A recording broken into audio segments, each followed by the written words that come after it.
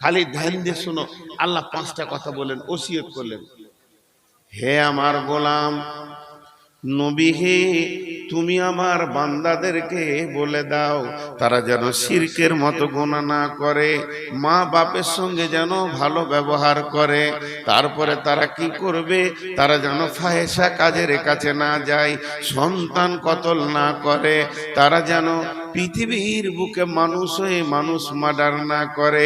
এই 5টা কথা বলার পর আল্লাহর ভাষাটা দেখেন, যালিকুম ওয়াসাকুম বিহি, যালিকুম ওয়াসাকুম বিহি লাআল্লাকুম তাকিলুন। আমি তোদেরকে ওসিয়ত করলাম যদি বিবেক থাকে তো। আমি তোদেরকে ওসিয়ত করলাম, হে রসুলগঞ্জের মহিলার পুরুষ, আল্লাহ বলছেন, আমার মুখ দিয়ে বলে লিখেন, আমি তোদেরকে 5টা ওসিয়ত করলাম, যদি তোদের বিবেক থাকে তো কাজে লাগবে। আমি এখন বেরিয়ে যাচ্ছি, বাড়ি যাব, গাড়ি নিয়ে যাচ্ছি, হরিপুর হয়ে যাব। আমার সামনে সিনি দাঁড়িয়ে গিয়ে বলছে, মাঠে যেন না, অবস্থা খুব খারাপ, দিনকাল খারাপ, মানছি না। তখন বলছে, বলার বললাম, জ্ঞান থাকে তা বুঝে লিও। বলার বললাম, তোমাকে মারবো না, বাঁধবো না, আমি মুরব্বী, তুমি আমার বাইরের মেহমান, আমি যেটা বলার বলে দিলাম, জ্ঞান থাকে তা বুঝে লিও। আল্লাহ ওইটাই বললে, তোমরা খবরদার শিরক করবে না, মা বাপকে কষ্ট দেবে না, ফাহেসা কাজের কাছে যাবে না, আর মানুষ হয়ে মানুষ মার্ডার করবে না, নিজের সন্তানকে কতল করবে না। এই 5টা কাজ করিও না। যদি করো তো বিপদ, না করো রাস্তা ক্লিয়ার আছে। না, আল্লাহ বলছেন না তোদেরকে জবরদস্তি বলছি করবি না, হালকা করে বলছেন, যালিকুম ওয়াসাকুম বিহি, যালিকুম ওয়াসাকুম বিহি লাআল্লাকুম তাকিলুন। আমি তোদেরকে বলার বলে দিলাম, যদি তোদের বিবেক থাকে তো বুঝে নিবি। আল্লাহ ওসিয়ত করলেন। তোদের কোন বংশ রে? এই তোর বাপের নামটা বল, ফেসবুকে দিব, বল। লজ্জা শরম বলে কিছু নেই, কমন সেন্স নেই, সমাজ বুঝে না। বুঝে নিবি যদি তোর বিবেক থাকে। একটা গেল, আমি ছোট ছোট করছি, এগুলো ফুল ব্যাখ্যা করতে গেলে এই 5টাতে 5 ঘন্টা ব্যাখ্যা চলে যাবে। দ্বিতীয় আয়াতে কি বলছে দেখেন, ওয়ালা তাকরাবু মালাল ইয়াতীমি ইল্লা বিল্লাতি হিয়া আহসান হাত্তা ইয়াবলুগা আশুদ্দাহু ওয়াফুল কাইলা ওয়াল মিজানা লা নুকাল্লিফু নাফসান ইল্লা উসাহা ওয়া ইযা কুলতুম ফা'দিলু ওয়ালাউ কানা দা কুরবা ওয়া বিআহদিল্লাহি আওফু যালিকুম ওয়াসাকুম বিহি ওয়া ইউসিয়ত যালিকুম ওয়াসাকুম বিহি লাআল্লাকুম তাযাক্কারুন। প্রথম আয়াত আল্লাহ বললে তোর বিবেক থাকে তা বুঝবি। এই আয়াত আবার আল্লাহ কি বলছে, এতিমের মালের কাছে যেও না, কাউকে দাঁড়িতে কম দিও না, বেশি নিও না, কোরআনকে অসম্মান করিও না, বিচারে বসে মিথ্যা কথা বলবে না, আর যা তুমি ওয়াদা করবে তা পূরণ করবে, আল্লাহর হুদুদকে পূরণ করবে। যদি তোমাদের, এটা আমি তোমাদেরকে ওসিয়ত করলাম, যালিকুম ওয়াসাকুম বিহি, এটা তোদেরকে আমি ওসিয়ত করলাম, আমি স্বয়ং আল্লাহ ওসিয়ত করছি, এটা তোদেরকে আমি জ্ঞান দিছি, তোদেরকে আমি বুদ্ধি দিছি, হুঁশিয়ারি দিছি। যালিকুম ওয়াসাকুম বিহি লাআল্লাকুম তাযাক্কারুন। যদি তোমরা মানো, যদি তোমরা স্মরণ করো তো তোমাদের কাজে লাগবে। প্রথমটা বললে বিবেক থাকলে কাজে লাগবে, দ্বিতীয়টা বললে আমার কথাটা মনে রাখিস তো কাজে লাগবে। দেখেন আল্লাহ ওসিয়ত করলেন, আমি উদাহরণ দিলাম একটা, ওই রকমই। এবার তৃতীয় ওসিয়তটা শুনেন, আমি রসুলেরটা ফুল ব্যাখ্যা করব, এই জন্য এগুলো ছোট ছোট করে ছেড়ে দিয়েছি। আল্লাহ বলছেন ওয়া আন্না হাযা সিরাতি মুস্তাকিমা وأن هذا صراطي مستقيما فاتبعوه ولا تتبعوا سبلا فتفرق بكم عن سبيلي আবার একই কথা যালিকুম ওয়াসাকুম বিহি লাআল্লাকুম তাত্তাকুন। ওরে মহিলার দল, ওরে পুরুষের দল, ওরে আমার বান্দা, ওরে আমার বান্দি, ওরে মুমিন, ওরে মুমিনা, তোরা শোন, আমার দেওয়া সোজা রাস্তাতে হাঁট। ডানে বামে তোকে হাতছানি দিয়ে কতজন ডাকবে, ওই রাস্তায় চলে যাস না। যদিও রাস্তায় চলে যাস, আমার কাছ থেকে বহু দূর সরে চলে যাবি। এটা আমার ওসিয়ত। যালিকুম ওয়াসাকুম বিহি লাআল্লাকুম তাত্তাকুন। আমি আল্লাহ তোদেরকে ওসিয়ত করলাম, যদি তোদের জানে ভয় থাকে তো কাজে লাগবে। প্রথমটা বলল বিবেক থাকে তো কাজে লাগবে, দ্বিতীয়টা বলল মনে রাখলে কাজে লাগবে, তোর স্মরণ থাকলে কাজে লাগবে, আর তৃতীয়টা বলল যদি তোর ভয় থাকে তাহলে কাজে লাগবে।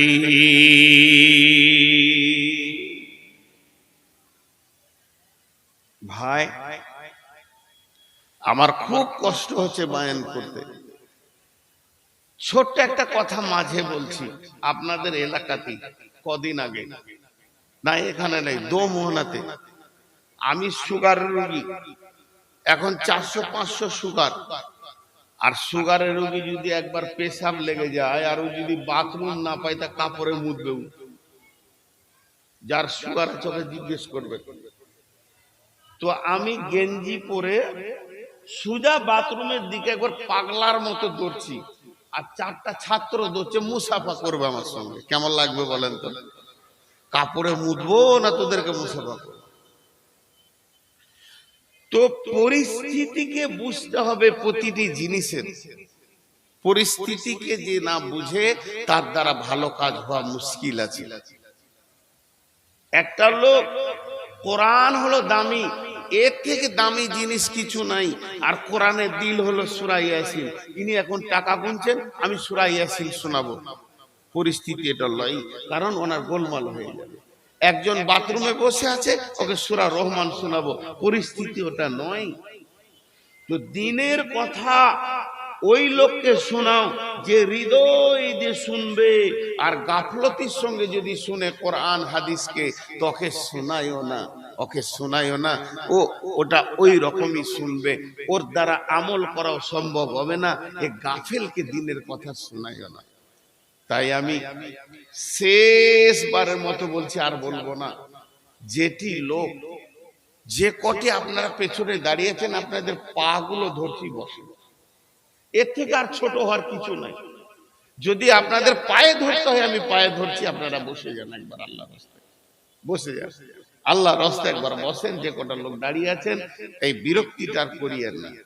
জি, এরপরে যদি কড়া কথা বলি তো বলবে মৌলভী সাহেব কড়া কথা কেন বলছে? জি ভাই, আপনাদের হাতে পায়ে ধরে বলছি, আপনারা বসে যান।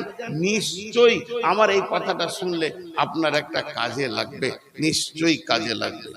আল্লাহর গোলাম, আল্লাহর বান্দা, আপনারা যারা দাঁড়িয়ে আছেন বসে যান, বসে যান, বসে যান আল্লাহর রাস্তায়, সকলে বসে যান। জি, দাঁড়িয়ে থাকা গাফেলের সঙ্গে কোরআন হাদিস শোনাতে আমার মনও চাইবে না। এবার চলেন, ওসিয়ত এমন একটা জিনিস, যারা খুব জ্ঞানী ব্যক্তি হয় ওরা ওসিয়ত করে। আমি একটা বইয়ের নাম বলছি, বহু জালসাতে বলেছি। বইটার নাম হলো জীবন সন্ধ্যায় মানবতা। বইটার লেখক হলো ভারতবর্ষে যিনি শিক্ষামন্ত্রী ছিলেন, হযরত মাওলানা আবুল কালাম আজাদ। বইটার মূল হলো আরবি, ভাষান্তরকে বাংলা করা হয়েছে। বিভিন্ন লেখক না হলে বইটা এত চাহিদা, যে ওই বইটার লেখক 25-30 জন বেরিয়ে গেছে, বিভিন্ন ভাষা করেছে, কিন্তু আমি যে ভাষাটা বললাম, মৃত্যুর দ্বারে মানবতা, অন্তিমে মানবতা, চলবে না, জীবন সন্ধ্যায় মানবতা, এই বইটা পড়বেন, প্রত্যেকটা লাইনে লাইনে আপনার চোখের পানি ঝরঝর ঝরঝর করে আসবে। আমি যে কোনো একজন শিক্ষিত ব্যক্তিকে 3 পাতা পড়তে দিয়েছিলাম, তারপর বইটা আমি বললাম যে বই আমি দিব না, আমি একটা পেয়েছি পুরাতন লাইব্রেরি থেকে, গোটা বইটা জেরক্স করেছিলেন, এত দামি বই, তাই আপনাদেরকে একটা দিচ্ছি। সেইখান থেকে একটা ঘটনা দিচ্ছি, মা আমার, বোন আমার, ধৈর্য ধরে শুনে। সাহাবীটার নাম আমর বিন আস, সাহাবীটার নাম আমর বিন আস রাদিয়াল্লাহু তাআলা আনহু। অন্তিম শয্যায় বিছানায় শুয়ে আছে, যেমন বাপ তেমনি ছেলে, বাঘের বাচ্চা বাঘ। আমর বিন আস ছেলেকে বলল, বাবা আমার সাথে সকাল সন্ধ্যা যারা সময় কাটিয়েছে তাদেরকে আমাকে ডেকে দাও, আমার অধীনস্থে যারা কাজ করেছে ওই লোকগুলো আমাকে ডেকে দাও, আর আমার বন্ধু বান্ধব মহল যাদের সঙ্গে আমি লেনদেন করেছি ওই লোকগুলোকে ডেকে দাও। এই বিছানায় পড়ে আছে ওই সাহাবী হযরতে আমর বিন আসের একটা অভ্যাস ছিল, অভ্যাসটা ভালো করে সবাই শুনলেন। হে আমার বেটিরা, কান করে শুনলেন কি অভ্যাস ছিল। ও যদি একবার শুনে নিত, এই রসুনগঞ্জে কিংবা বাটনাতে কিংবা মালিয়রে কিংবা শামসিতে কোনো একটা লোক মুমূর্ষু অবস্থায় পড়ে আছে, এই মরবে মরবে হয়ে আছে, ওই লোকটার কাছে গিয়ে দিন আর রাত কাটাতো, যখন মরবে খালি ওকে একবার জিজ্ঞেস করব মওতটা কেমন লাগছে, মওতের মজাটা কেমন, মওত তোমাকে কি যাতনা দিছে, মওত থেকে তুমি কি পাচ্ছ, এটা জিজ্ঞেস করব। শুধু এটা জিজ্ঞেস করার জন্যে ওখানে গিয়ে বসে থাকতো। যখন মানুষটা হাত পা উপরের দিকে তুলে দিত, চোখে ছানি পড়ে যেত, আজরাইল এসে যেত, জোরে জোরে শ্বাস নিচ্ছে কিন্তু পারছে না, এবার মওতের পালা পড়েছে। ওই সময় আমর বিন আস ওই লোকটাকে বলতো, ভাই তুমি একবার বলো, একবার বলো, একটা শব্দ বলো, তুমি যে চলে গেছো তো মওত তো তোমাকে কেমন লাগছে। কিন্তু কোন লোক ওকে বলতে পারেনি, আর কারো কাছ থেকেও শুনেনি মওতটা তিতা না মওতটা মিঠা, মওতের যাতনাটা কেমন কারো কাছ থেকেও পায়নি। লোকটা মরে যেত, তখনই নিজের কপালে এরকম নিজে মারতো, হায় আমর বিন আস রে, তুই 3টা দিন এখানে কাটালি, 24টা ঘন্টা কাটালি, ওর পেছনে সময় দিলি, কিন্তু যে কাজে এলি তোর সে কাজ হলো না।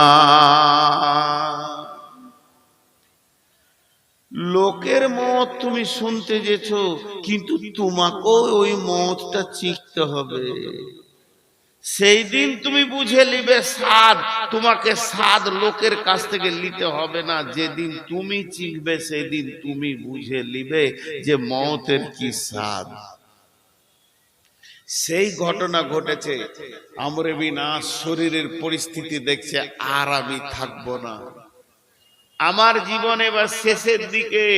তাই বেটাকে ডেকে বলছে, বেটা বড় বিচক্ষণ শিক্ষিত ছেলে ছিল, ডেকে বলছে, বেটা যাদের সঙ্গে আমি সকাল সন্ধ্যা খালি চায়ের দোকানে উঠা বসা গল্প করে কাটিয়েছি সেই আমার বন্ধু মহল, আর যারা আমার অধীনস্থে কাজ করেছে, আমার হুকুম শুনেছে সেই লোক, আর আমার নিজের প্রিয় লোকদেরকে কাছে ডেকে দাও। বেটা ডেকে দিল। আমর বিন আস বলছেন, বেটা আমাকে বিছানা থেকে একটু উঠিয়ে বসিয়ে দাও, উঠার ক্ষমতা নাই। বেটা এমনি করে ধরে তুলে দিলেন, আর 2 দিকে 2টি বালিশ দিয়ে দিলেন, ঠেস দিয়ে বসে চোখের পানিতে বলছে, হে আমার অধীনস্থ লোকেরা, ওরে আমার বন্ধু বান্ধব, যাদের সঙ্গে সকাল সন্ধ্যা কাটিয়েছি তারা, তোমরা একটা বার বলো তোমাদেরকে এখানে হাজির করার আমার উদ্দেশ্যটা কি? আমার উদ্দেশ্য একটাই, এখন আমার বিদায়ের পালা পড়ে গেছে, পৃথিবী থেকে বিদায় নিতে চলেছি, অন্তিম শয্যায় চলে এসেছি। আমার পূর্ব দিকে থেকে সূর্য উঠেছিল, পশ্চিমে গগনে ডুবতে চলেছে। আমরে বিনাশ পৃথিবীতে থাকবে না, আমি চলে যাচ্ছি। তাই যাওয়ার আগে তোমাদের মুখ থেকে একটা শব্দ আমি শুনতে চাইছি। আমি আমরে বিনাশ কেমন লোক ছিলাম, তোমাদের কাছে কেমন ব্যবহার করেছি। সকলেই বলল, আপনি রসুলের সাহাবী, আপনার ব্যবহারে আমরা কষ্ট পাইনি, আপনি একটা ভালো মানুষ। লোক চলে গেল, বেটাকে বলছে শুইয়ে দাও, বেটা আমাকে বালিশে শুইয়ে দাও। বেটা শুইয়ে দাও, শুইয়ে দিল। ছেলে খালি বলছে আব্বা। বললাম বিচক্ষণ ছেলে। ছেলে বলছে আব্বা আপনি যাচ্ছেন কোথায়?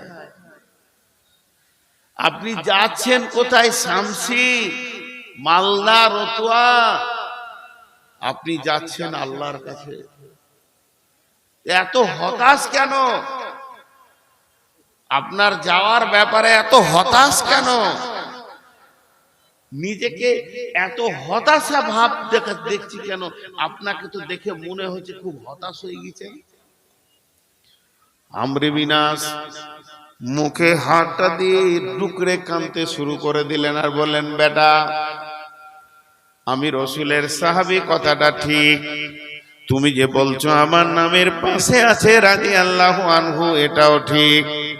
বেটা তুমি যা বলছো সব ঠিক, কিন্তু জেনে না তুমি তো তোমার বাপকে চিনো না। তুমি এইটাই জানো এটা আমার মায়ের স্বামী মানে আমার বাপ, এর ওরসে আমি জন্ম নিয়েছি মানে আমার বাপ। তোমার বাপ কেমন, তোমার বাপের ইতিহাস তুমি জানো না। বেটা বসে যাও, বিদায় কালে তোমাকে একটা ওসিয়ত করে যায়, তোমার বাপের পরিচয়টা তোমাকে আমি দিই। তোমার বাপের জীবনের 3টি স্তর পার হয়েছে, 3টি ধাপ পার হয়েছে, 3টি সেকশন পার হয়েছে।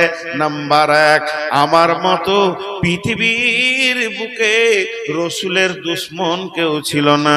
আমি তলোয়ার নিয়ে খালি ঘুরে ঘুরে বেড়াতাম, কখন নবীজিকে পাবো, কেটে টুকরো করে দিব।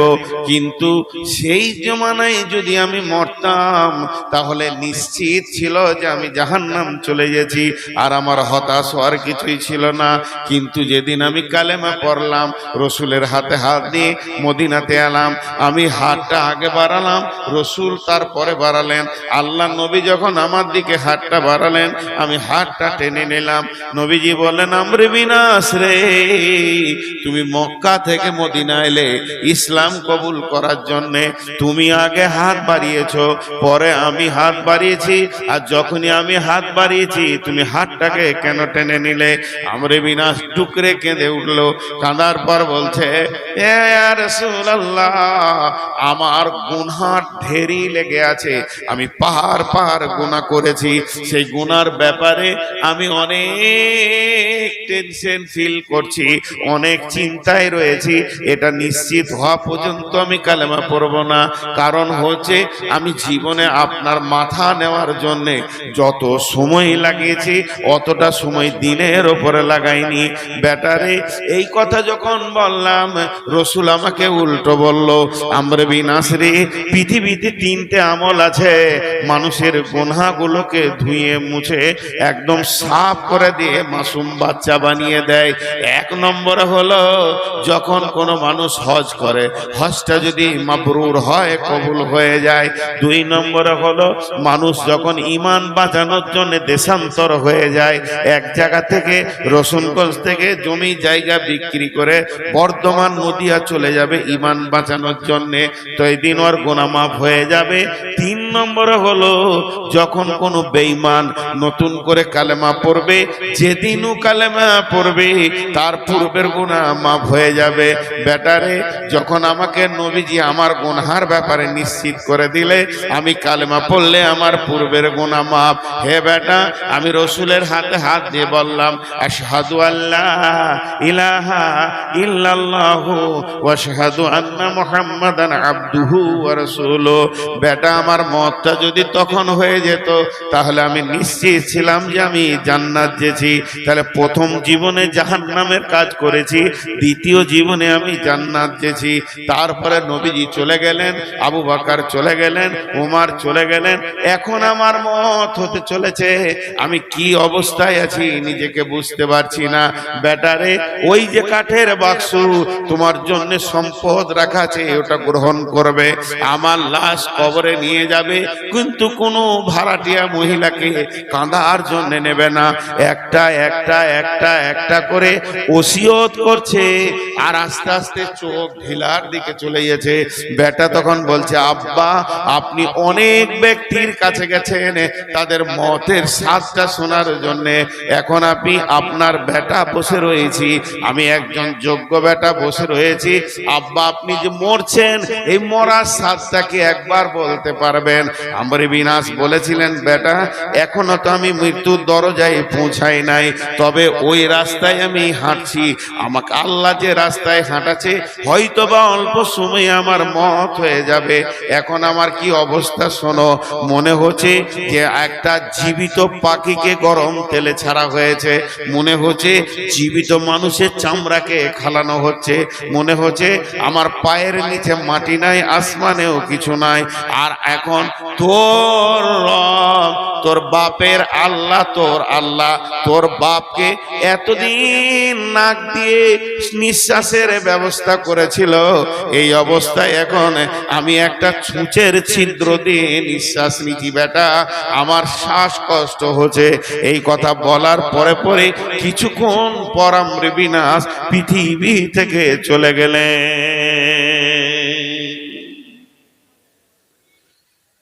ওসিয়ত একটা খুব গুরুত্বপূর্ণ জিনিস। আমি খালি ওসিয়তের গুরুত্বটা দিচ্ছি, রসুলের ওসিয়ত তো ধরবই। আল্লাহ নিজে ওসিয়ত করেছেন। একটা উদাহরণ দিব খালি, তারপরে হাদিসে চলে যাব। উদাহরণ দিব, একটা উদাহরণ দিব, ধ্যান দিয়ে শুনেন।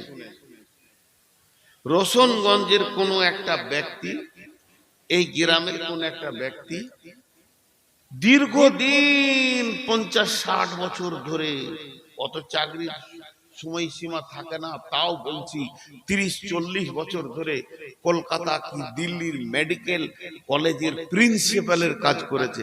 ওর হাত দিয়ে লাখ লাখ ডাক্তার হয়েছে। কত বিচক্ষণ ব্যক্তি, ওর হাত দিয়ে লাখ লাখ ডাক্তার হয়েছে ভারতের বাইরে। কিন্তু বাপজি হে, তুমি যতই দামি হও একদিন মৃত্যুর কোলে ঢলে পড়তেই হবে। সূর্য যত দাপট নিয়ে উঠুক না কেন, যত গম্ভীরতা নিয়ে উঠুক না কেন, একদিন তাকে তত্তর তত্তর করে অস্তমিত হতেই হয়। এত আলোকে নিভে তাকে চলে যেতে হয়, অস্তমিত হতে হয়, ডুবতে হয় সূর্যকে। তুমি তো একটা সামান্য মানুষ, সূর্যকে আল্লাহ ডুবিয়ে দেখিয়ে দেয়।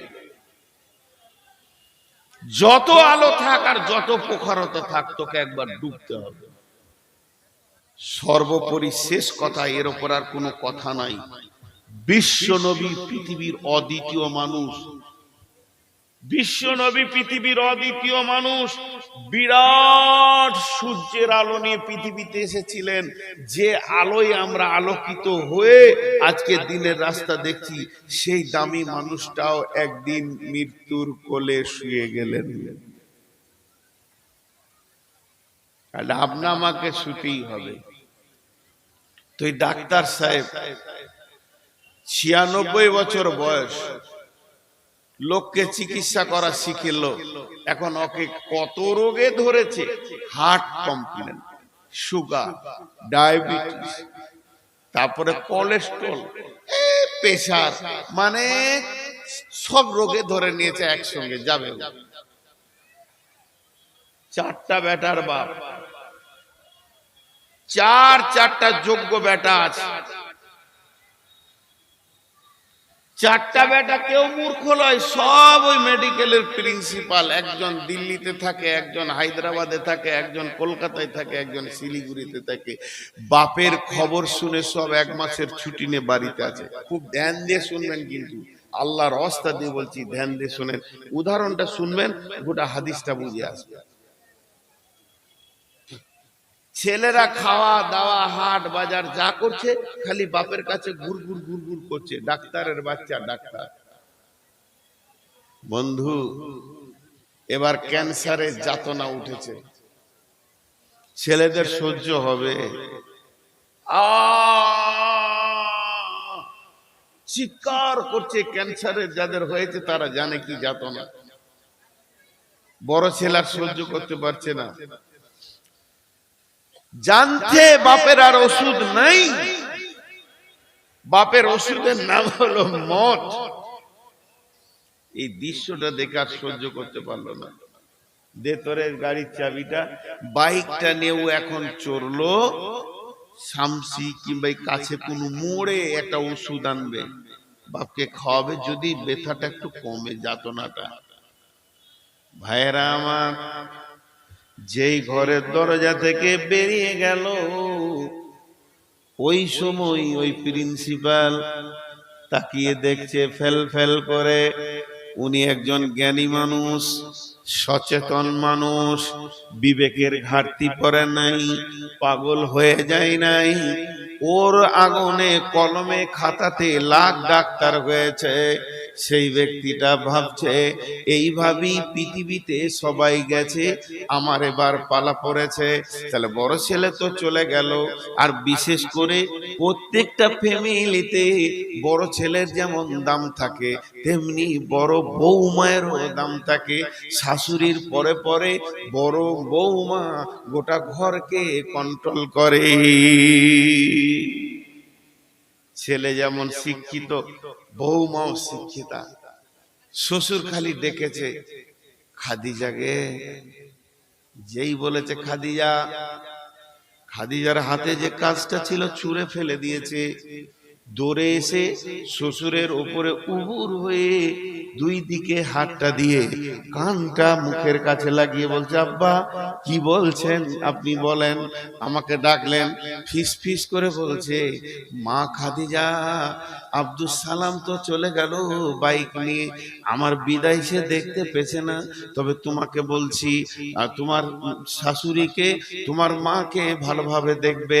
আমার তোমার মায়ের হাত ধরে আজকে দাম্পত্য জীবনে আমরা দুজনে প্রেম যমুনায় 72 বছর কাটালাম, কিন্তু আল্লাহর ফয়সালা, ওকে রেখে দিয়ে আমাকে চলে যেতে হচ্ছে। তোমার মাকে কষ্ট দিও না। ছোট বোনটার একটা ভালো ঘরে বিয়ে দিয়ে দো। খায়রুল ছোট ভাই পড়াশোনা করছে, ভালো করে পড়াবে। আর শুনে নাও, আমার ব্যাংকে যে টাকা আছে 5 কোটি টাকা, 4 কোটি টাকা তোমরা ভাগ করে নিও। 1 কোটি টাকা মাদ্রাসা মসজিদে দিয়ে দেবে। মাঠে জমি যা আছে তোমরা ভাগ করে নেবে, কিন্তু জামে মসজিদে 2 বিঘে দিয়ে দিও, 1 বিঘে মাদ্রাসায় দিয়ে দিও। এটার নাম হলো ওসিয়ত। এই ওসিয়তটা করলো, আর সঙ্গে সঙ্গে এসে মারা গেল, দুনিয়া থেকে চলে গেল। আর কথা বলার ক্ষমতা নাই, আর ওসিয়ত করার ক্ষমতা নাই। আর এদিকে বেটা ঠিক গিয়ে ওষুধের দোকানে উঠেছে, আর পেছন থেকে মোবাইলটা বেজে উঠেছে। ছোট বেটা ফোন ধরিয়ে দিয়েছে, বলছে বড় ভাই কোথায় আছেন? বলে আমি এইমাত্র ফার্মেসিতে পৌঁছালাম। সঙ্গে সঙ্গে ছোট বলছে, ভাইয়া ওষুধ নিতে হবে না, ওষুধের আর প্রয়োজন নাই। যে দেশে রোগ নাই আব্বা সেই দেশে চলে গেছে, আব্বাকে আর ওষুধের দরকার নাই। কাঁদতে কাঁদতে ফিরে এলো, নিজেকে মনে মনে বলছে খালি নিজেকে, হায় রে হতভাগা, বাপের বিদায়টা দেখতে পেলি না রে হতভাগা। বাপ যে বিদায় হলো সেটা নিজের চোখে দেখতে পেলি না। যেই ঘরের দরজায় ঢুকছে, অমনি একজন বলছে, তোমার আব্বা তোমার বিবিকে অর্থাৎ খাদিজাকে কি বলেছে, কি বলেছে? ওইটা খাদিজা জানে, আর কেউ জানে না। তখন বিবিকে বলছে, তখন সঙ্গে সঙ্গে বিবিকে কাছে ডাকলে, বিবি এদিকে এসো। আমার আব্বা কি বলেছে বলো? আমি হতভাগা থাকতে পেলাম না, আমার বাপ কি বলেছে আমাকে একবার শুনিয়ে দাও। এবার একটা একটা করে শোনালো। মাকে কষ্ট দেওয়া যাবে না, ছোট বোনের ভালো ঘরে বিয়ে দিতে হবে, ছোট ভাই পড়বে, এই টাকা দান করবে, এই জমি দান করবে, এইটা করবে। ছেলে পঙ্খানো ভাবে সেগুলো মেনে নিল। অমনি আপনারা আর একটা কথা, আমি যে হাদিসটা পড়েছি, ছেলেটা যেভাবে মেনে নিল বাপের ওসিয়তটা, ওই রকম মাইমুনিল আউরিদি বলে একটা সাহাবী আছে। এই সাহাবীটা বলছেন, ইয়াজু রাসূলুল্লাহ সাল্লাল্লাহু আলাইহি ওয়াসাল্লাম, হে বিশ্ববাসীরে, হে জগৎবাসীরে, ওরে মুসলমানের দল, ওরে মুমিন মুমিনের দল, ওরে রসুলের উম্মত, ভালো করে শুনে না। আমাদের নবী পাঁচটা জিনিস বলে গেছে। আমাদের নবী বলে গেছে, হে পৃথিবীর মানুষ, আমি বলে যাচ্ছি, রসুলগঞ্জের আজকে সভাতে যতজন বসে আছো শুনে লাও। বিশ্বনবী বলেছেন পাঁচটা জিনিসকে নিয়ামত মনে করো। এটা আমি তোমাদেরকে ওয়াজ করছি, এটা তোমাদেরকে নসিহত করে যাচ্ছি। আর ওই জিনিসটা যদি একবার হাতছাড়া হয়ে যায়, একবার যদি তোমার কাছ থেকে চলে যায়, তারপরে যদি তুমি মাথা ঠুকে ঠুকে কিয়ামত পর্যন্ত কাঁদো, আর চোখের পানিতে যদি মসজিদকে নদী বইয়ে দাও, আর মাথা ঠুকে ঠুকে যদি মসজিদকে খাল করে দাও, আর এই করতে করতে যদি কিয়ামত হয়ে যায়, দ্বিতীয় চান্স আর পাবে না, পাবে না, পাবে না। আল্লাহর নবী বলছেন, হে আমার উম্মত, পাঁচটা এমন জিনিস আছে রে, তুমি জীবনে একবার পাবে, দুইবার পাবে না।